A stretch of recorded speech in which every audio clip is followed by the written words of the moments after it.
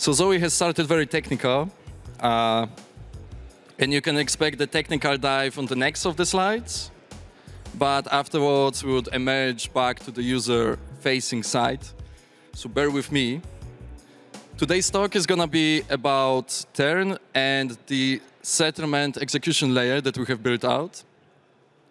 The settlement execution layer, which enables users to swap and hop between most of the EVM L2 chains and T3RN parachain to cost-efficiently swap bridge tokens, but at the same time, it gives the access to all of the smart contracts to tap into the settlement layer and do some more intricate actions on top of it. So diving a little bit deeper into the mechanics, we have divided T3RN into individual layers to essentially provide the most efficient way for the cross-chain execution. So all of the components of it, we took care that only the necessary components that are need to be stored and deployed as part of the smart contracts to the L2s, that those are going to be there. But at the same time, we took care that every other component that is very specific for the T3RN protocol, that this is being done elsewhere. And we have opted to go for L3 Arbitrum Orbiter, which gives us very nice qualities of fast settlement time and very cheap execution on top of it, since we can opt for the native token, which is used for the gas payments. The T3RN can be essentially divided between the two main product-facing layers. And layer number one, the execution layer, this has been the center of our attention for the last months of building. And only the access to execution layer enables the layer number two, the interoperable smart contracts with verified state access, to actually be useful and to tap into the ecosystem of user base and executors that are facilitating the cross-chain traffic on behalf of either users or the smart contracts. And on the right side of the slide, you see a couple of good tricks that you can do, essentially assuming that there is a settlement layer over there that will be able to facilitate the cross-chain traffic for you from the interface of a smart contract that is being deployed, that lives on a single layer, but it can interact directly from the protocol, from the side of wherever the smart contract is being deployed, with a couple of different chains submitting the cross-chain intents for the execution under T3RN protocol. The next two slides are diving a little bit into how we have opted to migrate the light clients that we've been building out as part of the parachain palettes, integrate them into the L3 ecosystem. So this is quite new and interesting for us. And a little door has opened for us with the existing Arbitrum stylus framework, which should be rolled out, I believe, like in months to the mainnet Arbitrum. But this is quite interesting because we're able to now write the bunch of extra verifiers in Rust in the special framework called stylus. Essentially, the only characteristic that you need to maintain over there is to keep every contract in a relatively small size, under 24 kilobytes. And we're able to reconstruct the headers verification from Polkadot parachains by implementing the dedicated Edwards scheme signature verifier on the L3 Arbitrum Orbiter. And at the same time, bunch of, and then you have them on the right side, bunch of the tree verifiers. All of this tool set, its purpose is to be able for cross-chain transaction verification. So essentially, the characteristic that you're getting on the Arbitrum L3, any traffic that goes within any light client that is being deployed on T3RN parachain, which is currently we do have an Ethereum light client with 3 extra layer 2 supported on it. So Base, Optimism, Arbitrum. At the same time, which is currently like in works, is the Celestia light client and the Binance light client. It all is abstracted behind the interface. The interesting quality over there that you derive from the moving the headers verification of Polkadot on Arbitrum L3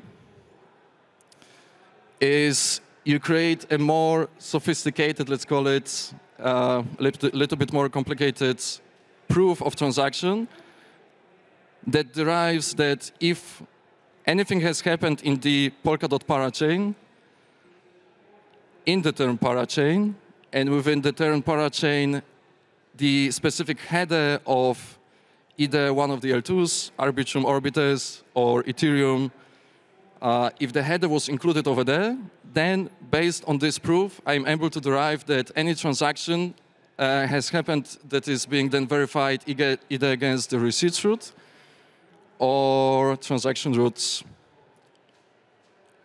And again, what we got here is someone has made a transaction on, let's say, L2 Optimism, and we're able to verify against the L3 multi-verification on the Arbitrum that indeed going down on the tree of verification there, that this transaction indeed happened by proving that the specific header hash of Polkadot was including the specific header hash of Tern, which was including the specific header hash of Arbitrum L2.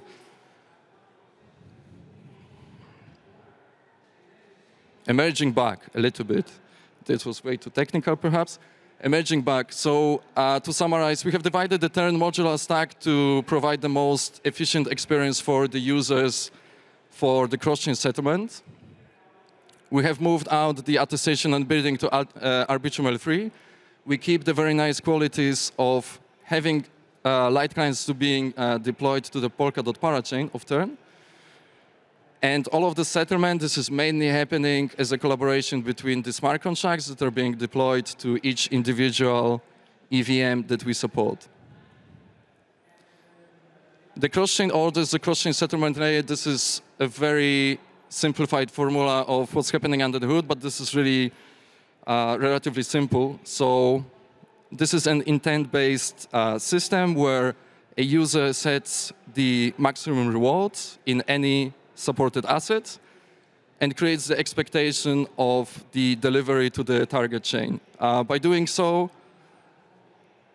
user creates an opportunity for any receiving side, and in our case, we call them executors, to score the reward based on the purely open market exchange base, the difference between the rewards offered by a user that is being left on the source chain versus the assets that are required by executor to deliver on the destination chain and then collecting the rewards back on the source chain. So user is being left with whatever user order on destination chain, and then executor is being left with the reward on the source chain. So this is how the exchange goes.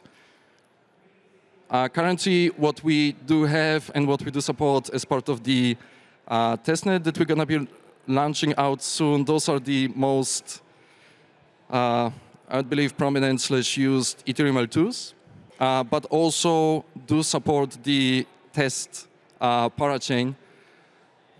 And about this is going to be the following slides. But essentially, the layers that you can execute on top is Ethereum, Optimus, Arbitrum Base, Linear from Consensus, and Polkadot. And I believe also we added Blast and Scroll lately.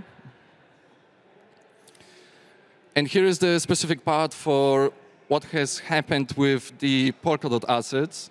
So we've been working for quite a while on the full account abstraction to add on top of the Polkadot parachain. This is enabled partially with the combination of the precompiles on top of the EVM, palette. Any asset that lands on Tern parachain, and that asset can land either within the XCM operation, or we do have our own system that we propose and we support, called 3D orders. This is all based on essentially Grandpa Litecoin that is being deployed to Tern parachain. As soon as the tokens land on the Tern parachain, those are immediately mapped into the ERC20 equivalent. And we like that characteristic because all of our infrastructure tooling, this is supporting and working on the EVM-based RPCs. So what we got here is essentially we don't need to add any special custom integration for the substrate node RPCs. Executors, user bases, all of the user interfaces, explorers, they all are compatible and supporting the EVM RPCs, but at the same time, by having the abstraction layer behind this EVM compatibility, we can support any asset that arrives to the term parachain. Now, execution costs for users, those are relatively cheap after all of this series of scaling down the efficiency by shifting between turn parachain, by keeping the light clients over there, by optimizing as much as possible and putting as many smart contracts as possible to the Arbitrum-L3. Essentially, what user needs to pay is the more or less 70K gas for submitting an order, and this is like the raw cost that user pays. Everything that is based on top of it, this is the reward that is going to go in order to reward executor for providing the execution to the destination chain. So for the user, this should be relatively cheap. This is like more or less comparing to the current swaps on Uniswap. That should be should be more or less 2 times cheaper, 2.5. Okay, this is like a little announcement. We've been building the tooling for quite a while, still making a couple of tweaks to the user interfaces, but the next weeks we're going to be ready to announce the Burn Airdrop program that is going to go over testnet, and is going to reward the users for testing out the protocol and providing the traffic. As part of the testnet, what we envision is mixing in the traffic between the test network, between the test EVMs that are supported and the mainnet EVMs that are supported, mixing in the traffic and having a little bit more of a complex formula over there, how the rewards are calculated between what's happening on mainnet versus what's happening on testnet. You can expect the detailed announcements very soon, but yeah, both kind of testers and both the early adopters and users of the mainnet network traffics will be rewarded with the burn distribution. The burn distribution is going to go for quite a while, a couple of months, and then all of the burn, those would be able to be minted and burned into the actual turn main currency. We also welcome everyone to become an executor. Again, executor could be compared to solvers in another protocol. This is the part that listens for the cross-chain traffic and benefits from providing the cross-chain execution by scoring the rewards that are being left by users. We do have 2 options for executors to run their tooling. One is kind of to try out. We've been working quite intensely on adding the nice user interface for executors. So essentially, you can download for Windows, Linux, Mac OS, the software, and parameterize with your strategies. Which tokens do you want to support? Which chains do you want to support? Under which conditions are you going to be swapping on each exact chains and assets? And for those, yeah, essentially you just leave it run. If you like it, we also have a dedicated software version that you can deploy on the servers, so like binaries. For today, this would be it. Joy, thank you so much. Thank you so much, audience. Super cool. Thank you so much. We do have some minutes left. Are there questions from the audience? Yes, please. We need the hot mic. Great presentation. Great introduction. High five. Hi. Yes, thank you. I have a question about light clients. Who's running those? Is Turn running those light clients to include the block headers on the Turn blockchain? Yeah, we're running those. Yeah. So it's permissioned. Which one is it, sorry? Permissioned. Then we actually have to trust you guys for running the right client and yeah. Yeah. You need to trust us that we're going to be running light clients. You don't need to trust us for verifying the headers. So yeah, the implementation of the light clients is there. Provision of the headers is not permissioned, but as the current status of the protocol is, we also don't have any rewards for anyone who is going to be providing headers. So this is essential, but there's also no fees. So if there is like some community supporters that want to ensure the network stability, it's possible. But for now, in token economics, we do not expect any rewards for the header providers because, yeah, this is like relatively, trivial infrastructure-wise. But the logic itself, this is quite, each of the consensus of the supported layer, this has been implemented. So you do need to trust that someone is providing the headers. You do not need to trust that if the header is included, then the header is indeed valid by the rules of the protocol of the chain that the header is from. But in the end, we still have to trust Turn, right? That we did the correct implementation, and that someone is there that provides the header. We're providing the headers, yes. Okay, thank you. Are there more questions? I would be interested in a bit, come on, a very simple question. Developer journey, you showed so many great architecture slides that were very complex, and you talked about the Rust contract, right? I'm just interested, did you abstract this, yes, there it was, the Rust smart contract. Did you abstract this a bit for the developer experience, and how is the developer experience on Turn? Because you have this multi-chain approach. Can you talk a bit about this? Yeah, so we opted to go... Okay, so essentially how the decision process was going... let's start here. How the decision process was going is we have opted to go for several components, the bidding part, to go under Arbitrum Orbiter, L3. Settlement time is very fast. It's like under 1 second. You can pack as many transactions essentially as you want. Kind of works out of the box. So we do have a nice speed quality for the users. Then the EVM over there is kind of like, it's a native EVM, which gives this nice sense of stability that like whatever developers want to deploy over there to EVM, that this is kind of going to be working outside of the box. We did do several implementation tries, and it is in the working state, the EVM frontier on the Turn parachain, although it does provide a smoother just developer experience since like absolutely all of the toolings are working out of the box with the Arbitrum L3. So then the next step was, okay, since we are already going to be doing Arbitrum L3, it works quite well for us, both for deploying the contracts over there and enabling other users to deploy any contract over there. Why not to migrate and essentially provide the way of transplanting the work that we have done on the parachain that feeds parachain with all of the headers from different chains? Why not to transplant all of this work into Arbitrum L3?